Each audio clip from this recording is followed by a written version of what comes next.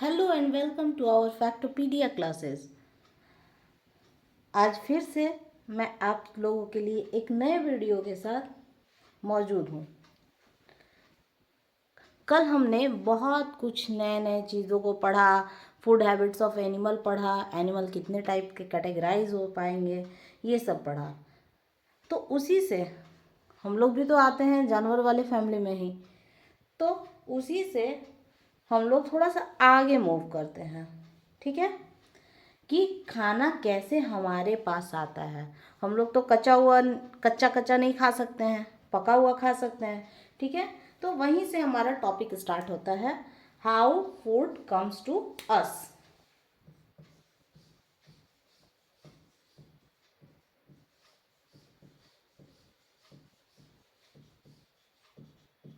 ये सबसे बड़ा क्वेश्चन होता है कि खाना हमारे पास कैसे आता है, कहाँ से, कौन इसको लेकर आता है। आप लोग सुबह खाए होगे, सुबह आप लोग क्या करते हो, ब्रेकफास्ट यानी कि नाश्ता करते हो। फिर दोपहर में क्या करते हो, तो लंच करते हो। ठीक है, और शाम के टाइम में क्या करते हैं हम लोग, तो डिनर करते हैं। तो मॉर्निंग में जो ब्रेकफास्ट करते हैं, आज सुबह मैंने भी ब्रेकफास्ट किया था, तो उसमें क्या खाते हो, रोटी खाते हो, सब्जी खाते हो। अब ये सोचो कि वो रोटी बनती कैसे है। खाने को तो रोटी खा ली है, ठीक है, कुछ तो मेथड होगा कि ये आखिर रोटी बनती कैसे है। तो रोटी बनती है दो चीज़ों से, मतलब इसके इंग्रेडिएंट्स के बारे में अगर बात करेंगे तो रोटी के दो इंग्रेडिएंट्स हैं। एक होता है व्हीट फ्लोर, ठीक है, और एक होता है वाटर। मम्मी को रोटी बनाते हुए देखे भी होगे, तो मम्मी क्या करती है, पहले आटा गूंथती है, उसमें आटा लेती है, उसको आटा को गूंथती है पानी थोड़ा थोड़ा डाल के, उसके बाद राउंड राउंड करके उसको बेलती है, उसके बाद क्या है आप खा लेते हो। तो रोटी के बारे में अगर हम बात करें तो दो प्रोसीजर है। पानी तो आपको डायरेक्टली मिल जाता है, ठीक है, लेकिन ये फ्लोर कैसे आता है। अगर हम बात करें कि फ्लोर कैसे आता है भाई, तो गेहूं का आटा अब कैसे आता है, तो सबसे पहले इसके लिए रिस्पॉन्सिबल कौन होते हैं, हमारे फार्मर्स। ठीक है, फार्मर्स क्या करते हैं कि अपने खेतों में गेहूं को लगाते हैं, वीट को अपने खेतों में लगाते हैं। कौन लगाता है भाई, तो फार्मर्स। ठीक है, फार्मर्स अपने खेतों में लगाएंगे। अब क्या होगा, जब वो पक जाएंगे, पहले वो ग्रीन कलर के होते हैं, ठीक है, जब पक जाते हैं येलो येलो हो जाता है, अभी बहुत सारे बच्चे जो है उसको नुकसान भी पहुंचाने लगते हैं, तोड़ के ले जाते हैं, जिसको बाली कहते हैं। तो कहते हैं कि जब पक गए, तो इसको पकने को इंग्लिश में क्या बोलेंगे, रिपेंस। इसको काट लिया जाता है। अब उसके भी बहुत सारा प्रोसीजर है, उसको अलग अलग करके निकाला जाता है हार्वेस्टर से, फिर थ्रेसिंग के थ्रू, बहुत सारा प्रोसीजर। ठीक है, तो मेनली उसको अलग कर लेते हैं, फिर उसके बाद क्या जाता है, वो बिक जाता है। कहाँ जाता है भाई, या तो वो ट्रेडर्स को, अगर छोटे किसान है तो एक जगह बड़े वाले किसान उसको खरीद लेते हैं, ठीक है, तो उनको हम कह सकते हैं ट्रेडर्स। अगर थोड़ी सी गेहूं हुई है तो यही खरीद के लेते जाते हैं, या तो इनके पास नहीं जाएगा तो आटा वाले जो मिल हैं उनके मालिकों के पास जाएगा, मतलब जिनके पास फ्लोर मिल चलता हो वहां जाएगा। अब फ्लोर मिल से कहाँ जाएगा, तो ये जाता है हमारे होलसेलर के पास। होलसेलर, होलसेलर जिसको सेकंड वर्ड में कह सकते हो कि ये कौन होते हैं, बिग शॉपकीपर्स, बड़े दुकानदार होते हैं। ये एक ही बार लेते हैं पूरा, बहुत सारा, जैसे एक ट्रक ले लिए, दो ट्रक ले लिए, ऐसे आटा ये ले लिए। ठीक, तो ये इनके पास आया, इनके पास से कहाँ जाता है, रिटेलर्स के पास।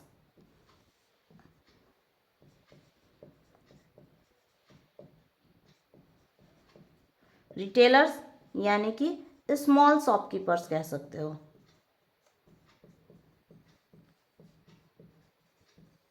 ये लोग क्या करेंगे, थोड़ा थोड़ा मतलब कि 20 किलो 25 किलो ऐसे करके अपने यहाँ मंगा लिए हैं। तो यही चीज़ होता है। अब ये सोचो उसके बाद फिर तुम्हारे पापा जी लेकर आते हैं, फिर उसके बाद मम्मी रोटी बनाती है, फिर तुम लोग खाते हो, ब्रेकफास्ट में भी खाओगे, लंच में भी खाओगे, डिनर में भी खाओगे। कुछ लोग लंच में चावल भी खाते हैं, कुछ लोग लंच में रोटी भी खाते हैं।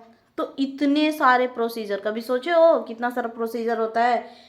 एक रोटी जिसके सिर्फ 2 इंग्रेडिएंट्स है उसमें इतना प्रोसीजर हो गया, बाकी सब में सोचो कितना प्रोसीजर होगा। सब्जी में तो बहुत सारा चीज़ पड़ता है तो उसका अलग प्रोसीजर होगा। और पिज़्ज़ा बर्गर मोमोज, इसमें तो और ज़्यादा प्रोसीजर आ जाएगा। ठीक है, तो आप सोच लीजिए कि क्या क्या कितना मेहनत लगता है। अगर आप दोपहर में दाल खाते हो तो दाल में क्या क्या पड़ जाएगा। वेजिटेबल वाला भी आप दाल खा सकते हो, दाल फ्राई करके। ठीक है, तो उसमें क्या होगा, वेजिटेबल्स होंगे, ओनियन वगैरह डाला जाएगा, तेल डाला जाएगा, नमक डाला जाएगा, कुछ स्पाइसेस भी डाले जाएंगे, तब जाके आप वो दाल खाते हो। तो सबका अलग अलग प्रोसीजर है कि, और वेजिटेबल को फिर लेकर आएंगे बेचेंगे। तो वेजिटेबल का थोड़ा सा इससे इजी रहता है। अगर हम वेजिटेबल्स की जब बात आ ही रही है तो बात कर लेते हैं वेजिटेबल्स की कि उसमें क्या होता है।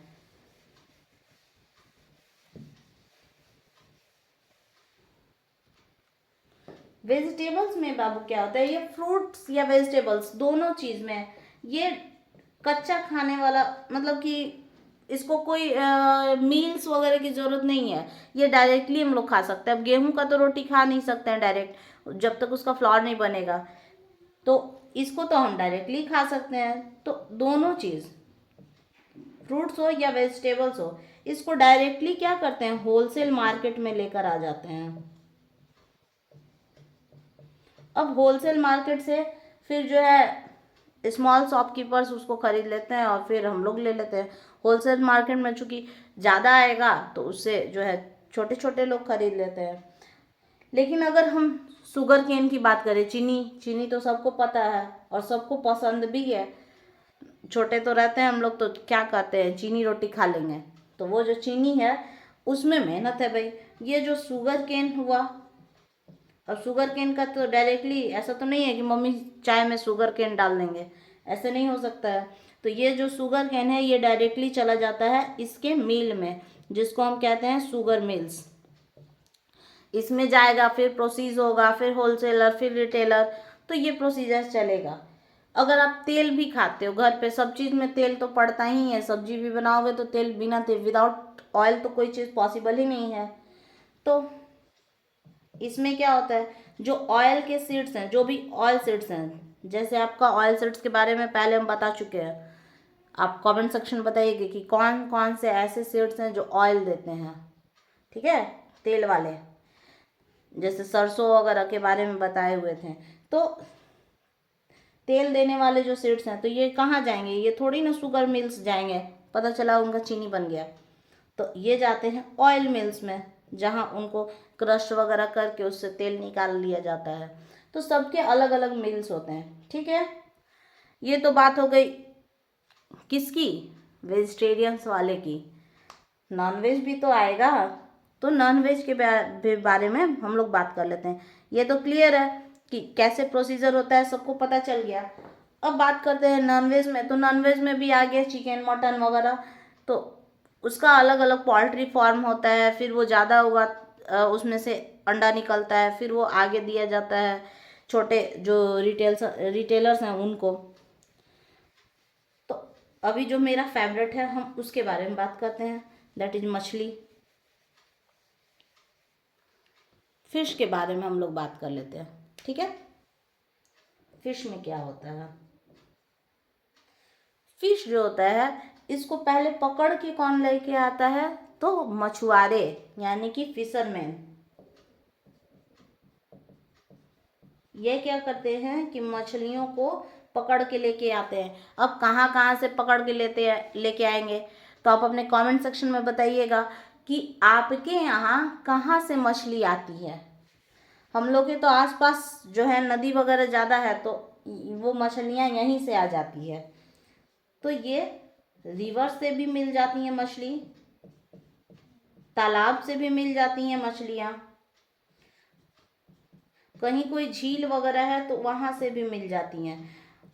और बहुत जगह बड़े बड़े मछली को खाना पसंद करते हैं लोग, तो वो लोग ओशन या सीज वाले मछली को भी खाते हैं। ठीक है, तो फिशरमैन भी दो तरह के होते हैं बाबू। एक होते हैं जो आपको आमतौर पे लोकल्स में दिखाई दे देते हैं, बंसी उंसी लेके गया या नाव पे नेट लेके गया, तो उनको हम बोलते हैं ट्रेडिशनल फिशरमैन। ठीक है, इसके बारे में भी जान लीजिए थोड़ा सा। एक हो गए आपके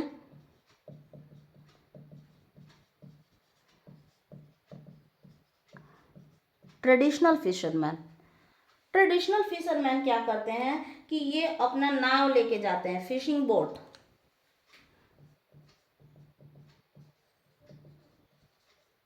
और क्या लेके जाते हैं, तो ये फिशिंग बोट के साथ एक नेट ले लेंगे और जाएंगे, तो मछलियां पकड़ाएंगी, फिर आएंगे घर पे वापस। लेकिन आज के डेट में जहाँ ज़्यादा अमाउंट में मछली पकड़ा जाता होगा, वहाँ देखते होगे कि एक खास तरह का नाव रहता है, वो सिर्फ चलता है और पीछे से ऑटोमेटिक एक बड़ा सा जाल लगा हुआ रहता है नाव में ही, तो उसको हम बोलते हैं ट्रॉलर्स। ठीक है, अब इसी खास तरीके से तो इसको हम कह सकते हैं कि ये एक तरह का मैकेनाइज्ड बोट है, मतलब बना हुआ है, इसी पर्पस के लिए इसको डिजाइन ही किया गया है कि मछली पकड़ेगा। ये मैकेनाइज्ड बोट होते हैं, मछली पकड़ने के लिए ही आते हैं। और ये क्या होता है, इसके पीछे में जैसे नाव चलती है तो पीछे में ये नाव है ना, तो यहीं से ये यहाँ से ये पीछे जाल लगा हुआ है, ये बस चल रही है आगे और पीछे से मछलियाँ पकड़ाते चल जाती हैं। ठीक है, तो इनके पास क्या होता है, लार्ज नेट होता है जो इसके साथ हमेशा अटैच्ड होता है। अब इनको ये नहीं देखना है कहाँ मछली है कहाँ नहीं है, बस ये नाव मूव कर रहा है और पीछे से इस जाल में मछली पकड़ाते चल जाते हैं। तो ये हो गए आपके ट्रॉलर्स। ठीक है, अब ये फिशरमैन क्या करेंगे, ये तो फिशरमैन के बारे में बात हो गया। तो ये फिशरमैन क्या करते हैं बाबू, तो ये भी वही काम करेंगे। ये फिशरमैन आपको फिर होलसेल मार्केट में बेच देंगे। सब में ये चीज़ आएगा, होलसेल मार्केट और रिटेलर्स ये आएगा ही, क्योंकि आप एक ही बार बहुत ज़्यादा चीज़ अपने घर में नहीं खरीद के रखिएगा। ऐसा तो हो नहीं सकता है कि हम जो है आज बहुत सारा मछली खरीद के रख लिए अपने घर में, तो ये पॉसिबल ही नहीं है। तो ये जाता है फिर होलसेल मार्केट में, जहाँ बहुत सारी मछलियों को रखा जाता है और फिर इनसे छोटे व्यापारी खरीद के लेके जाते हैं, जिनको हम रिटेलर्स कहते हैं। क्लियर है, छोटे व्यापारी यहाँ से मछली को लेकर चले गए। तो सोच लीजिए कि एक मछली की ये कहानी है। आप लोग कितने सारे सुबह से आइटम खा चुके हो, आप लोग बताइएगा कि आज आपने क्या क्या खाया है, और फिर सोचिएगा कि वो खाना हमारे पास कैसे आया, कितना मेहनत लगा, कैसे उसको किया गया, वो बेक होगा, सॉरी वो कैसे पकाया गया होगा, ये सारी चीज़ों को बच्चा बताइएगा कि कैसे जो है ये पॉसिबल हुआ है। ठीक है, अब हम बात करते हैं। अब जैसे बात कर रहे हो तो तुरंत जो है मम्मी ऐसा तो नहीं है कि आटा दे दी, कहे कि बेटा ये लो पानी और आटा और खा लो, या सब्जी जो है कटिंग करके दे दी, तेल अलग से कटोरी में दे दी, नमक दे दी, मसाला दे दी और कहे कि खा लो, ऐसा तो है नहीं। तो यहीं से हमारा नेक्स्ट टॉपिक भी स्टार्ट हो जाता है, दैट इज कुकिंग। हम लोग जो है खाने को पका के खाते हैं। कुछ खाना कच्चा भी खाया जाता है, लेकिन कुछ खाना, मोस्टली जो खाना है हम लोग ह्यूमन बींग्स जो होते हैं वो पका के खाते हैं। ठीक है, सैलड वगैरह तो हम लोग कच्चा खाते हैं, सलाद खा लेते हैं, लेकिन कुछ जो है पका के खाते हैं। तो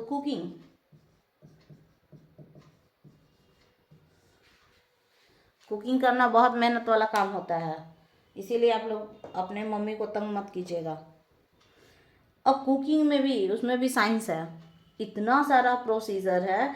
एक होता है बॉइलिंग का, ठीक है, फर्स्ट वन इज बॉइलिंग। आप किसी खाने को बॉयल कर सकते हैं, जैसे हम लोग तो ये मोमोज, बॉयल नहीं होता है, वो स्टीम होता है। एग के बारे में पहले बताए थे आपको कि एग में क्या होता है, वो पानी में हम लोग डाल देते हैं, बॉयल्ड एग, ठीक है। तो वो हो गया बॉइलिंग। पूड़ी खाते हो लोग?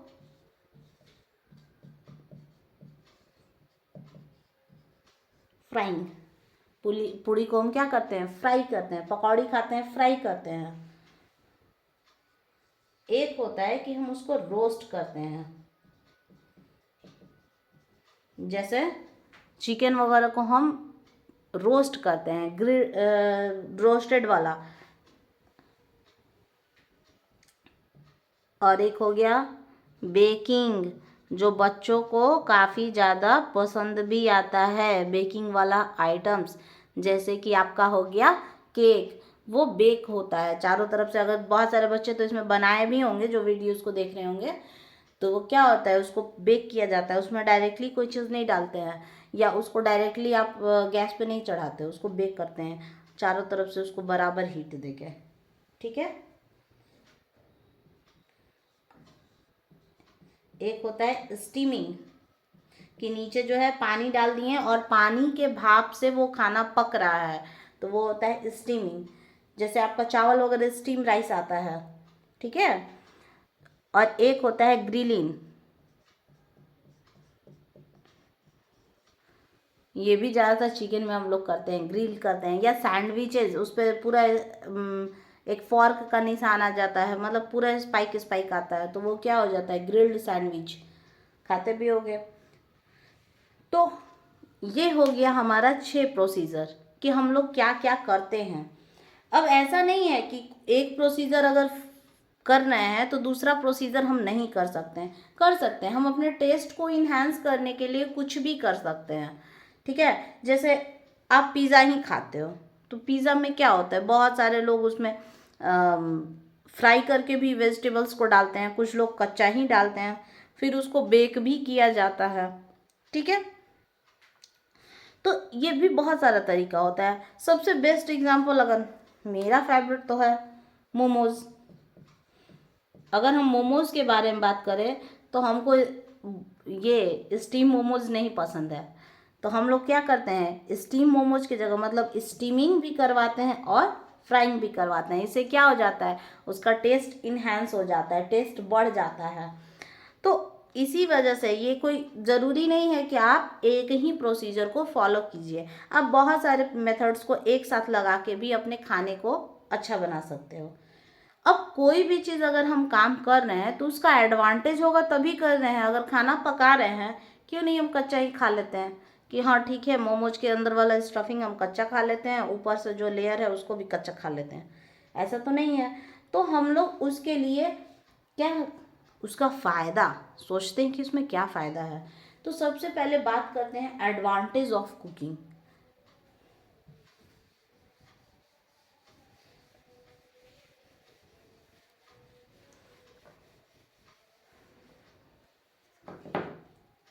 अब हम बात करते हैं एडवांटेज, क्या फ़ायदा है भाई कुकिंग का।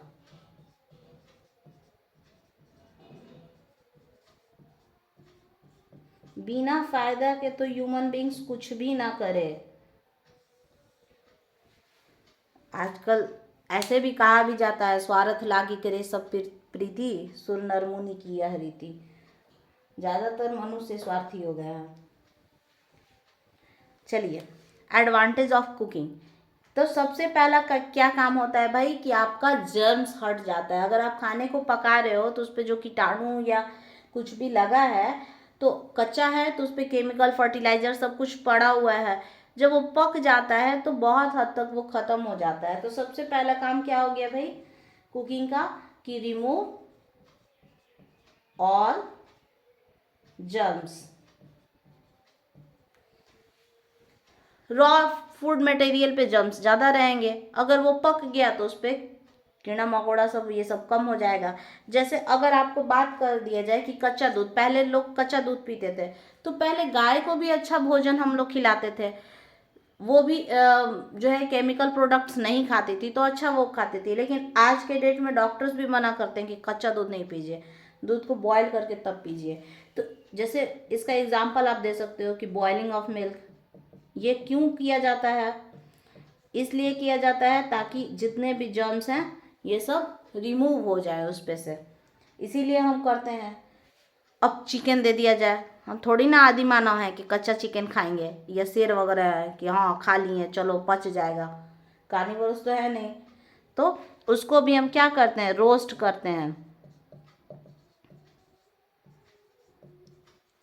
इसको खाने के पहले रोस्ट करते हैं, रोस्ट कर देते हैं, उसमें स्पाइसेस नमक वगैरह सब लगा के, तो थोड़ा टेस्ट भी इन्हांस हो जाता है और उसके जो कीटाणु हैं वो भी मर जाते हैं। तो इसीलिए हम लोग खाने को पकाते हैं। ठीक है, अभी हम टेस्ट के बारे में बात किए, तो ये भी एक फ़ायदा मिला कि हमारा खाना पकाने से उसका टेस्ट इन्हांस हो जाता है। Adds the taste and flavour, उसके टेस्ट को इंक्रीज करने के लिए हम करते हैं। ठीक है, और भी एक काम होता है भाई, अगर टेस्ट इन्हांस हो रहा है तो और क्या होता है कि वो ज़्यादा, अब ये सोचो कि अकेले हम वो चीज़ खा रहे थे और उसके साथ बहुत सारा अलग अलग चीज़ों को हम मिक्स कर दिए, तो वो न्यूट्रिशियस भी तो ज़्यादा हुआ, क्योंकि हर फूड आइटम न्यूट्रिशियस है, तो उसका न्यूट्रिशन भी क्या हो गया, ये इंक्रीज कर गया। इसी में इसको भी इंक्लूड कर देते हैं, and make it more nutritious. ठीक है, खाने के टेस्ट को और बढ़ाने के लिए हम ऐसा करते हैं। और क्या करते हैं, बिना फायदे के कुछ भी नहीं होता है, पहले भी बताया है। एक ही आइटम को हम बहुत सारे तरीके से बना सकते हैं। अब जैसे मान लो कि आपको रोटी नहीं खाना है आज, तो हम उसका क्या बना दिए, उसका आलू पराठा बना दिए, सत्तू पराठा बना दिए, लच्छेदार पराठा बना दिए, उसमें वेजेस वाला पराठा भी बन जा। हम लोग नहीं खाते थे सब्जी, तो मम्मी क्या करती थी, उसमें वेजेस डाल देती थी, वो भी खा लेते थे। ऐसे नहीं खाएंगे लेकिन वैसे टेस्टी लगता था। तो बहुत सारे, पनीर पराठा, तो इतना सारा पराठा का नाम सुन के मेरे मुंह में पानी आने लगा। तो बहुत सारे चीज़ों को हम बना सकते हैं। ठीक है, तो एक ही आइटम से बहुत सारा, तो इसको लिख सकते हो कि cooking can provide various taste, बहुत सारा टेस्ट लेकर आ सकता है एक ही फूड आइटम में, various taste to a single food item.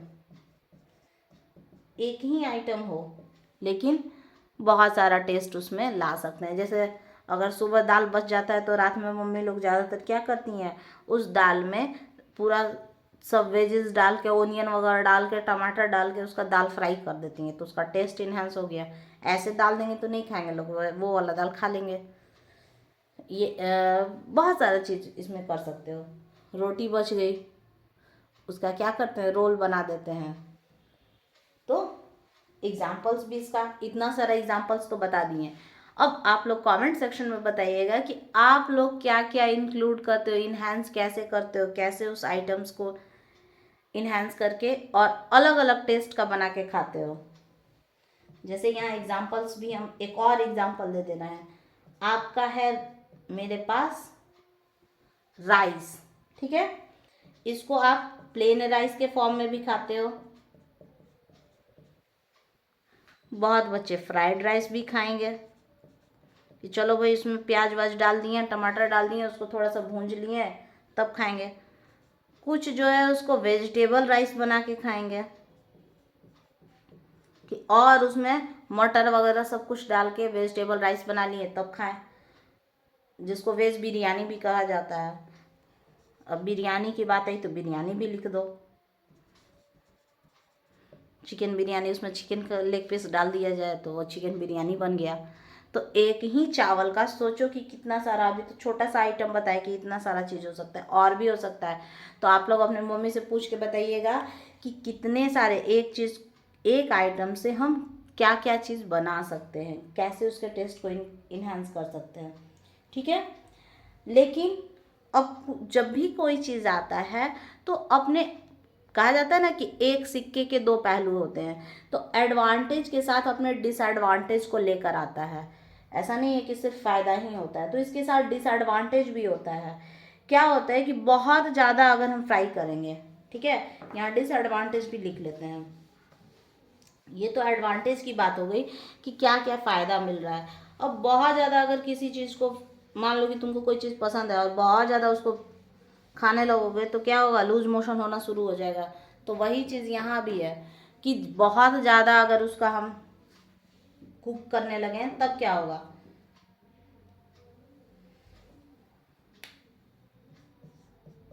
तो डिसएडवांटेज यहाँ पे कर लेते हैं कि क्या हो जाएगा भाई, तो बहुत ज़्यादा कुक करने पे उसके न्यूट्रिएंट्स, जो न्यूट्रिएंट्स हैं वो सब जल जाएंगे, ठीक है। तो उसको भी लिख लो कि सम फूड आइटम्स